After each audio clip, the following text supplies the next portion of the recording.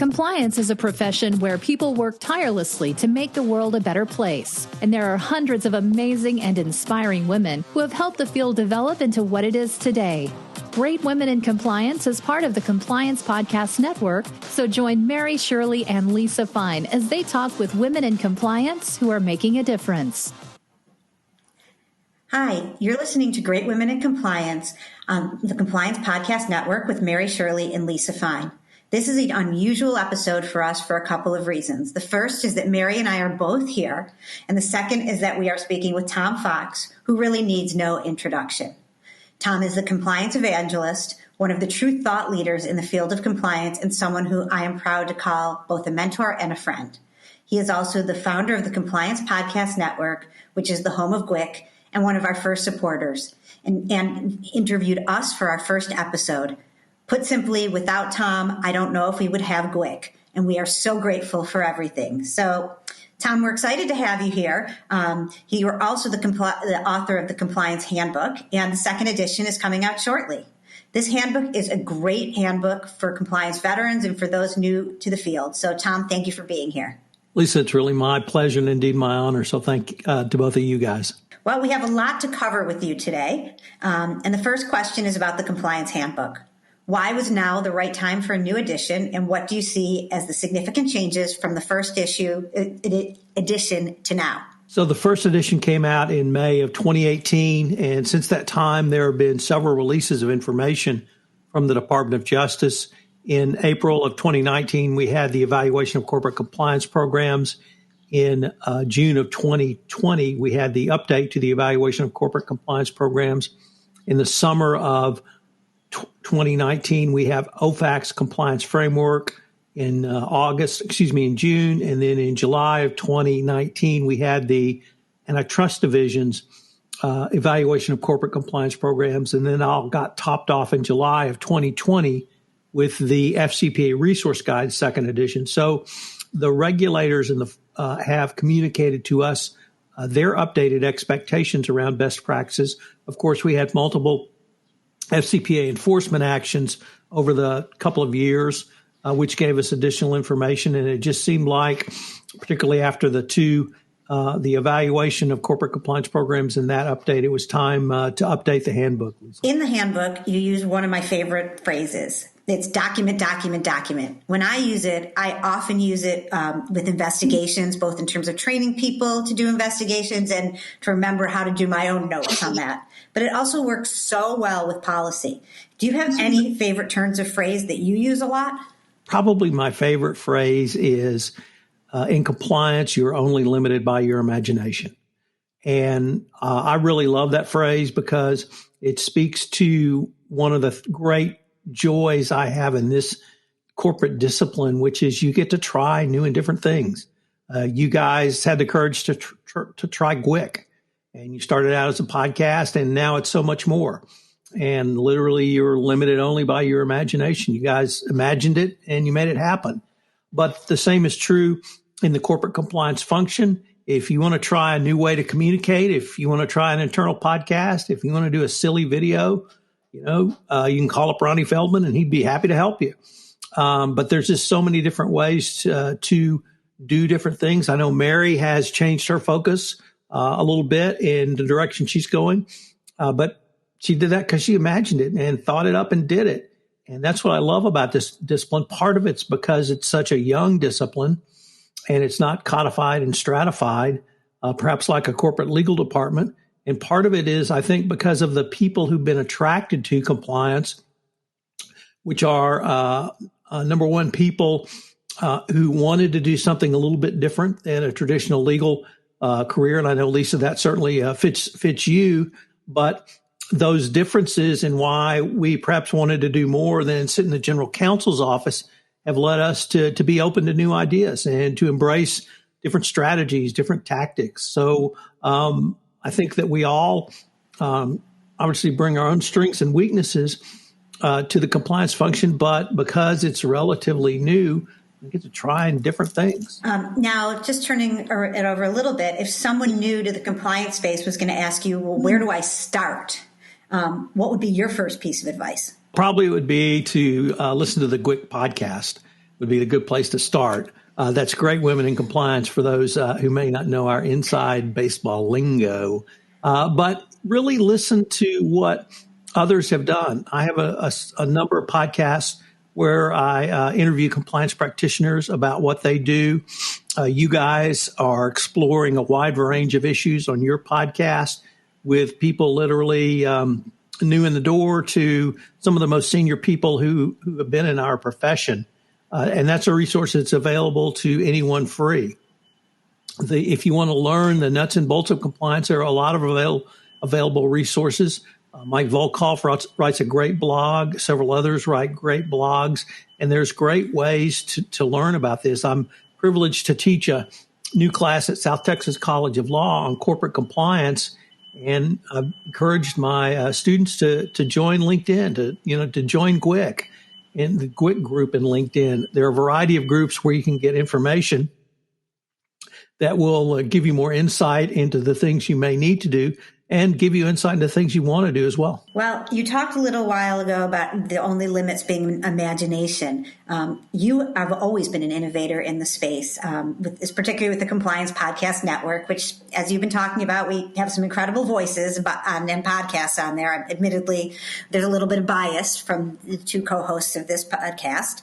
And with that, I'll turn it over to Mary because we have a couple questions for you about that as well. Lisa, and thank you again, Tom, for being with us. You are, of course, a member of the GWIC team, so this really is a special episode. And I think it's the only one that we've done like this, with the exception of our very first episode, which was Tom interviewing us, and that feels like an absolute lifetime away now. That was back in October 2018.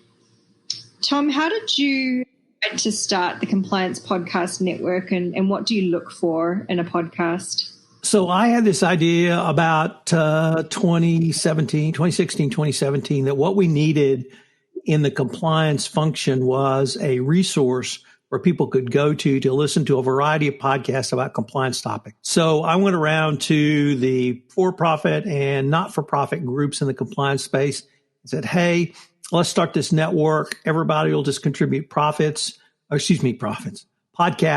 and then we'll corner the market on this, and then we'll be the resource people will come to for podcasts on compliance. And I could get zero interest. No one so much as even wanted to start a podcast back then. None of the groups I approached. So I just decided to do it on my own. And I started with my own podcast, the FCPA Compliance Report, which is I'd started a long time ago. It's my oldest podcast.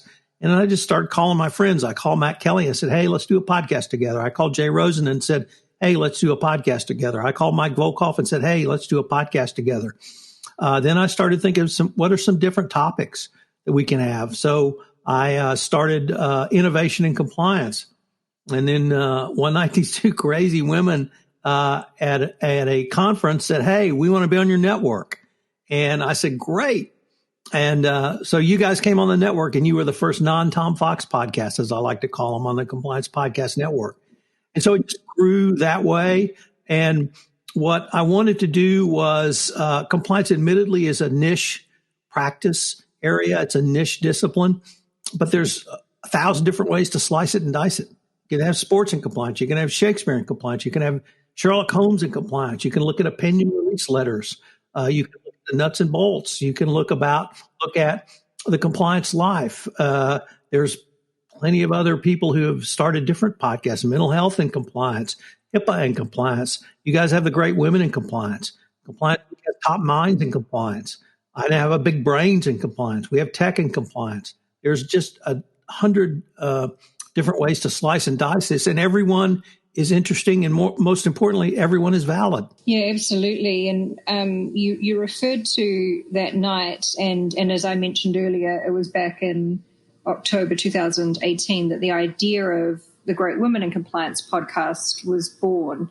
Thinking back to that night now, Tom, and I can picture us around, little circular high tables chatting there with appetizers. At that time, of course, when Lisa and I were suggesting that GWIC be something to consider, What was the reaction that ran through your head at that time? I remember thinking I was absolutely thrilled. I'd finally been validated enough that somebody thought enough of my network to come on it. And I talked to both of you over the years and knew how passionate you were both about this topic. And there needed to be that focus of great women in compliance as a social media information, whether that be a blog, whether that be a podcast. And you guys chose the podcast route. And I just thought it was great. That's awesome. And I'm really going to take credit on behalf of Lisa and myself. I feel like we must have opened the floodgates in that case, because we no longer hold the mantle of being the only non-Tom Fox podcast on the network. We are not alone anymore. So is it true, Tom, that after Lisa and I got on there that many others signed on? Well, you'll always be the first. And as being the oldest grandchild, it's an honored position to always be the first. So you'll have that. But yes, I think it certainly validated the network. It validated the podcast format. And frankly, I think it showed a lot of people, I can do this. I can sit and talk about my passion. I can sit and talk to my friends. I can do a lot of different things that perhaps I had not thought I could do before because of the example of Lisa and Mary. We're pleased to be trailblazers at something. I think it's fair to say. We also secretly think, Mary, that we are kind of the favorite podcast, but we won't force you to disclose that to our audience. But if you could see us right now, I might be winking. So quietly, we understand that we are the favorite child. And then now thinking, fast forwarding to the present, what's your view on what the podcast has become? Great Women in Compliance, that is. Well, the Great Women in Compliance podcast, frankly, has gone in directions that I could not have imagined. I don't know if you guys had imagined them as well. The idea of starting a LinkedIn community group around that was just brilliant. And I know the moniker, the acronym GWIC, I think we have to, I learned that came from Jay Rosen, but that gave you a hashtag. I think everyone in compliance knows what that means now. And it's y'all's unique hashtag, but starting with your community, I think that impressed me as much because you built that organically and you built a community of engagement for not simply women in compliance, but compliance practitioners. And then, of course, you took many of your experiences from the GWIC community and the podcast and put them in a book and had that book published by Corporate Compliance Insights. You donated the profits of that book to charitable entities. But with the book, you took it to yet another level. Once again, I don't know if you all have these grand plans or not, but frankly, I can't wait to see where you guys go next. Yeah, thank you for that, Tom. We have many fingers and many pies. That said, we're always entertaining ideas that come to us. So if anyone has anything in mind, feel free to contact Lisa and myself. And Tom, you watch this space. Yeah, I have to give Mary some credit where credit's due here. You did start the LinkedIn podcast community, and it really did make a huge difference. So that was really innovative. Tom, did you have a comment? No, I just, I'm going to not only watch this space, but listen to this space. Tom, you're unarguably one of the most prominent thought leaders in the compliance space. And for anyone who's been paying attention, I credit a great deal of my substantive knowledge to learning from Tom before we even knew each other. So my question for you is, what is the secret to being a thought leader? The secret to being a thought leader, I think, is to be passionate about what you're doing. And the reason I'm so passionate about compliance is, as a lawyer, I think many of us came out of law school very idealistic and perhaps lost some of that idealism either in private practice or in the corporate world. And what I found in compliance was a corporate discipline tangentially related to legal, but I get to help improve the world, and I get to help improve the world every day. And all of us get to help improve the world every day in the compliance function, and because we're helping improve and fight the global scourge of corruption. Corruption, the United Nations estimates costs the global economy $3 trillion. So anything I can do to move that ball forward, I'm very passionate about doing. I became started out as a thought leader through my social media work, Twitter, LinkedIn. I started blogging. Blogging forced me to research and learn about topics I was not as familiar with. So it's almost a continuous cycle of learning to create a blog, to create a podcast, to create a book, and then that leads to the next part of content. So it's something that I love doing. It started out as a hobby, and now it's become my job. So I sort of can't wait to see what the next topic is. And the great thing about podcasting, even more than blogging, is I talk to some very intelligent, very dynamic people, and I learn so much from them. And since I've really focused on the podcast and the podcast network, it's exponentially increased my learning. For me, that's a key thing, is always keeping an open mind to what you still don't know, and understanding that the field is really an evolution, right? So what compliance was 20 years ago, it had moved on 10 years after that, and that was 10 years ago for us. And of course, the environment that we're in now has changed hugely compared with how it was before. So you can never really be totally on top of things in compliance because it's a moving target. But I'd like to understand or get your thoughts on how you manage to keep up so well and how you stay so cutting edge on compliance developments. So I guess the other thing, Mary, is at one point you and I both worked for the same company, although not at the same time. I remember. And when I left that company, I was trying to figure out what my next move was going to be, because up until that time, I'd been really practicing compliance as a lawyer.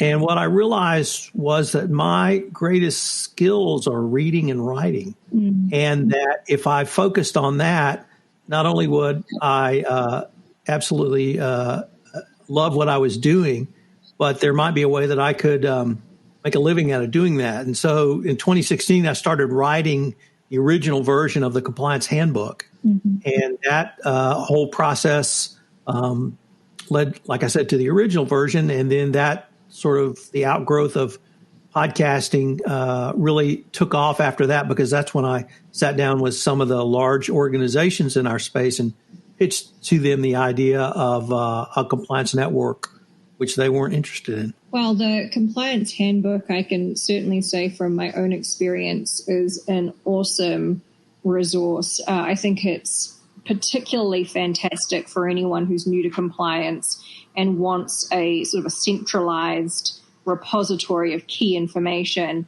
But I will also say that no matter how experienced someone is in compliance, there are definitely nuggets in there that you just simply can't keep abreast of while practicing. And this is a wonderful resource. So thank you for that contribution to the compliance community, Tom. I'm glad that your efforts are well recognized, both now in the podcasting sphere, as well as you've always been on the blogger sphere, and with your handbook as well. And we congratulate you on your second edition. And I'll hand over to Lisa now for the final question. Okay, and I actually have a second question as you were speaking earlier. I know it's one is, as you were talking before about how it's a process of constant learning for you, everything. Can you have an example of something in your experience that you originally thought would be sort of duller and drab and not that interesting to you, and suddenly became kind of an area that became, super, exciting, or that you suddenly found yourself incredibly energized by as you got more into the weeds on it? Lisa, that really started when I first moved in to the compliance sphere. I was laid up from an accident, and I'd hired sort of a lawyer coach to help me think through how I could continue or restart a practice of law that had been dormant for a little while. And she suggested Twitter and LinkedIn. And I immediately poo-pooed both of those ideas. And then I started on them. And I mean, to this day, I'm on Twitter 15 or 20 times a day because it was Twitter that put me on the compliance map in 2010. And the social media outreach I started because of this lawyer coach's advice kind of led to us being on this podcast today. So it's something as basic as that. And I remember my coach at some point 6 months later or 9 months later said, you know, you told me you would never do this. And I said, yeah, I did. And that's how stupid I was. And really that got me to understand there's much more that I don't know than I don't know. And that if I'm just open to trying new and different things, and that's really led to me trying lots of new and different things. That's really interesting. I was thinking for myself more something along the lines of like record retention. So I like your answer a lot better. So with that in mind, really the one other question is, now that the handbook is complete, what's next? So I have LexisNexis is publishing this handbook. So I'm in discussions with them about the next book that I'm going to do with them. And one of the ideas I'm toying with is I've been trying to figure out what's the profitability of a best practices compliance program. In other words, what's the ROI of compliance?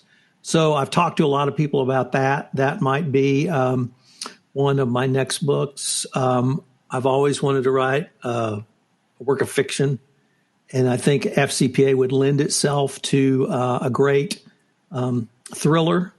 And no one's really done that yet. So I'm thinking about that. I'm going to try some true crime podcasts in the compliance space. So if you think fiction is strange, you ought to read sort of the top 10 FCPA fines of all time, and you probably wouldn't believe them. So that's going to be my entry into the true crime podcast arena, but with, of course, a compliance spin because the cases will all be about corruption. So I'll be premiering that in March, I think, or I hope. So lots of different things in the fire. And, of course, I'll continue to keep the Compliance Handbook updated. Well, that's fantastic. And yes, truth is often stranger than fiction. Any of us who do investigations see that too now and again. Yes. Especially when you have people who come and talk about the master plan that somebody figured out to do something particularly preposterous. And you think, I just don't know if it was that well organized. But but in any event, we are so grateful to you, Tom, for being part of our compliance pod for a podcast in honor of COVID, and for everything you've done for us. I'm really excited about the handbook. And I know you've also talked, I also think about you as an archivist and a historian for our profession, and thank you for doing that as well. So with that, we're going to sign off of the Compliance Podcast Network today. And thank you for listening to Tom Fox with Mary and Lisa on the Great Women in Compliance podcast. Thank you. Thanks for joining us for this episode of Great Women in Compliance. We hope you'll join us in honoring the great women in the compliance field by subscribing to this podcast and leaving a review.